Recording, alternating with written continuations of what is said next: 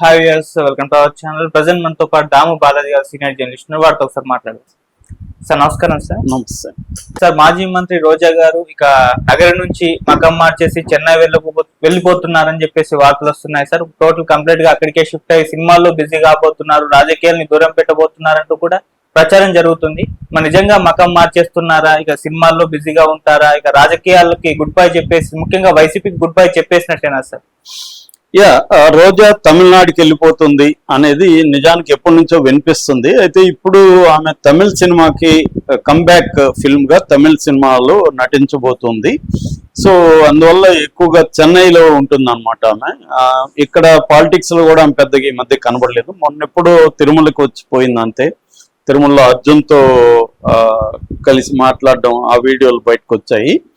అయితే రోజా అరెస్ట్ చేయబోతున్నారని ఆడుదాం ఆంధ్రాలో దాదాపు 38 కోట్లు దుర్వినియోగం చేసింది. 119 కోట్ల ప్రోగ్రామ్ అది. అందులో 38 కోట్లు దుర్వినియోగం అని చెప్పి రోజా మీద ఆల్రెడీ కేసు పెట్టారు. 6 నెలలకు ముందే రోజా ఈ కేసు మీద విజిలెన్స్ కమిటీ వేశారు. విజిలెన్స్ కమిటీ నివేదిక కూడా వచ్చేసింది. ఆమెను ఈ రోజు రిపోర్ట్ టైం చూసి అరెస్ట్ చేయబోతున్నా అని వార్తలు వస్తున్నాయి. ఈ క్రమంలో ఆమె చంద్రబాబు నాయుడు తో కాంప్రమైజ్ అయిపోయి నన్ను అరెస్ట్ చేయకండి, నేను పాలిటిక్స్ లో ఇన్యాక్టివ్ అయిపోతానని చెప్పిందని ఒక వార్త నిన్నటి నుంచి వైరల్ అవుతుంది. దీనికి సంబంధించి ఆమె అసలు ఆంధ్ర రాజకీయాల్లోనే మెల్లగా తప్పుకొని తమిళనాడుకి షిఫ్ట్ అయిపోదాము అనేది ఆమె అనుకుంటుంది. ఎందుకంటే వాళ్ళది నేటివ్ వచ్చి బాకరాపేట, తిరుపతికి 40 కిలోమీటర్ల దూరంలో ఉండి బాకరాపేట. అమ్మాయి అసలు పేరు శ్రీలతారెడ్డి, వాళ్ళ నాన్న నాగరాజరెడ్డి, వాళ్ళ అమ్మ లలితాదేవి. ఆమె ఇద్దరు బ్రదర్స్ ఉన్నారు, కుమారస్వామి రాంప్రసాద్ రెడ్డి, కుమారస్వామి రెడ్డి అని ఇద్దరు బ్రదర్స్. ఈమె పద్మావతి మహిళా కాలేజీలో పొలిటికల్ సైన్స్ లో డిగ్రీ చేసింది. దాని తర్వాత ప్రేమ తపస్సు 1991లో రాజేంద్ర ప్రసాద్ తో ప్రేమ తపస్సులో ఆమె అరంగేట్రం చేసింది. అంతకుముందు కూడా భరతనాట్యం కూడా నేర్చుకుంది.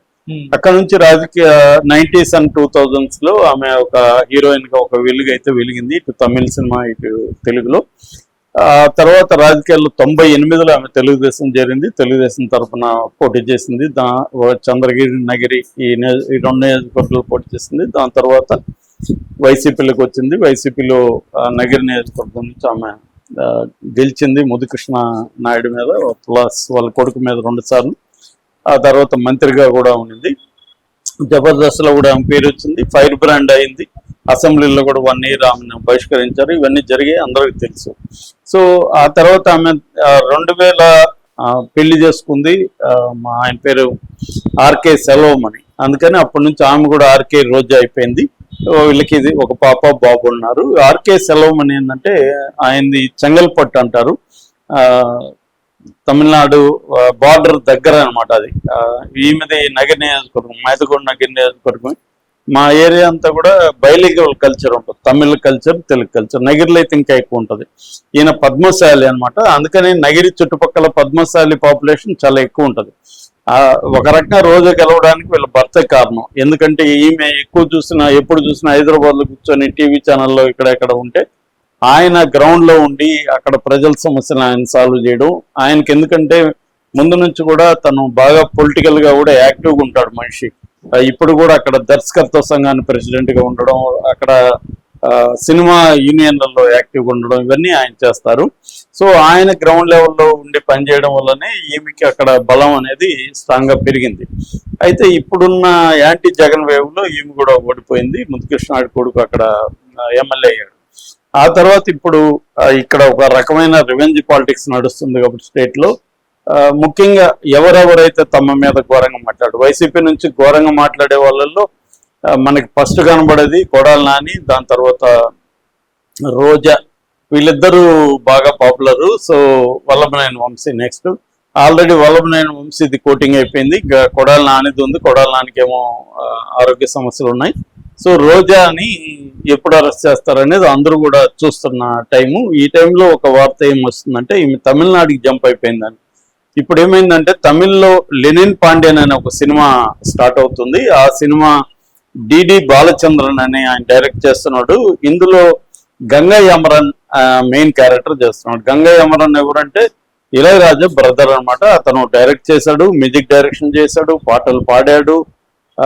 సో మల్టీ టాలెంటెడ్ వ్యక్తి అనమాట.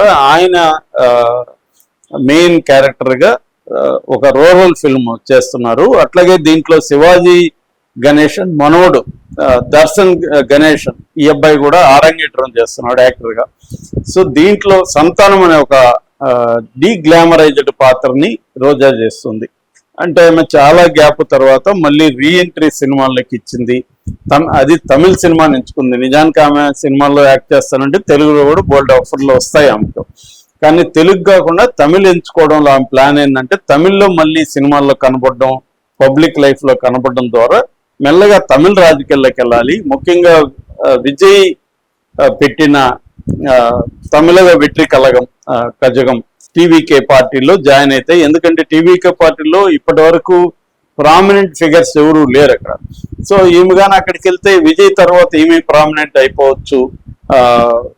ఎందుకంటే అది ఎవాల్వ్ అయ్యే పార్టీ కాబట్టి అక్కడ నెక్స్ట్ విజయ్ ఖచ్చితంగా ఇప్పుడు కాకపోయినా నెక్స్ట్ ఖచ్చితంగా విజయ్కి అయితే ఛాన్స్ ఉంది. ఎందుకంటే అక్కడ తమిళనాడులో ముందు నుంచి కూడా ఏంటంటే 5 ఏళ్ళు ఒక పార్టీని, ఇంకొక 5 ఏళ్ళు ఇంకొక పార్టీని ఎన్నుకోవడం అనేది జనరల్ గా చేస్తుంటారు.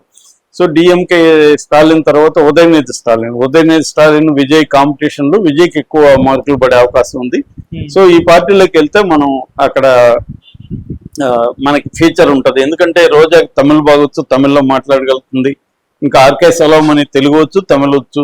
కాబట్టి వీళ్ళిద్దరూ అక్కడ నేను తమిళ కోడలు అనేది తర్వాత మా ఏరియా తమిళనాడే అని క్లెయిమ్ చేసుకోవచ్చు.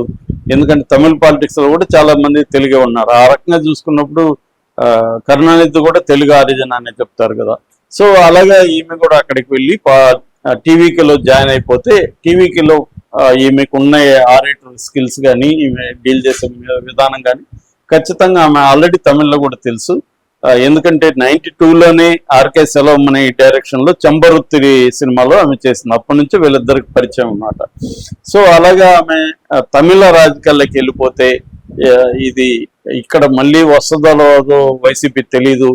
వచ్చినా రాకపోయినా ఇప్పుడు ఆమె ఈ ఏజ్ లో ఆమె జైలుకి వెళ్ళి ఆ ఇబ్బందులన్నీ భరించడం ఎందుకు, సైలెంట్ గా తప్పుకొని వెళ్ళిపోదాము అన్న ఆలోచనలో ఉన్నట్టు కనపడుతుంది. ఎందుకంటే ఇప్పుడు ఆమె తెలుగుదేశంలో చేరే పరిస్థితి లేదు. తెలుగుదేశం కానీ బీజేపీ కానీ జనసేన కానీ ఆమెను చేర్చుకునే పరిస్థితి లేదు.